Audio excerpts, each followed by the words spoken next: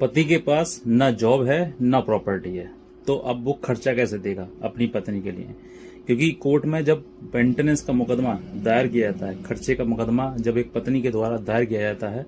तो वो खर्चे की मांग करती है कि मुझे खर्चा दिलाया जाए। अब उसमें व्यक्ति की सक्षमता हो 1000 10,000 रुपए, लेकिन वो लाखों रुपए बताती है क्योंकि उसका बिजनेस है, प्रॉपर्टी है, बहुत सारी चीजें झूठ बोलकर मेंटेनेंस का मुकदमा दायर किया जाता है। तो अब आपके सामने ऐसी समस्या आती है, क्योंकि ऐसे बहुत सारे लोग हैं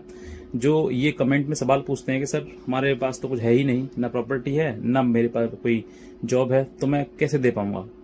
तो इस आधार पर जो है कोर्ट जो है वो आपके लिए क्या राहत दे सकती है, मैं आपको बता देता हूं कि जिस समय पर पत्नी ने अगर आपके ऊपर कोई भी मेंटेनेंस का मुकदमा दायर कर दिया, चाहे वो 125 सीआरपीसी हो इसमें या फिर सेक्शन 144 का हो, मतलब कोई भी हो, लेकिन दोनों में जो है वो एक ही बात की गई है कि if the husband having the sufficient means to maintain his wife, तो उसको मेंटेन करने के लिए पैसा देना है उसको। ये बात है, मतलब ये अगर आपके पास कोई भी स्रोत है, इनकम का स्रोत है, तो आपको मेंटेनेंस को, जो पत्नी है उसको मेंटेनेंस देना पड़ेगा, क्योंकि वो आपकी लायबिलिटी है और लायबिलिटी को आपको खुद मेंटेन करना होता है।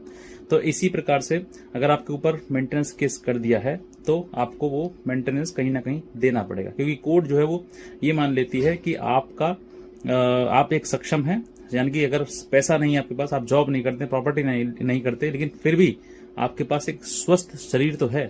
तो स्वस्थ शरीर से भी आप पैसा कमा सकते हैं। कुछ नहीं तो दहाड़ी भी अगर बात करें तो 500 रुपए प्रति दिन के लिए होता है, तो उसके हिसाब से लगाया जाए तो 15,000 रुपए प्रति महीना हो जाता है। तो ये मतलब आंकड़े लगा लिए जाते हैं कोर्ट के द्वारा अनुमानित कि आप जो है वो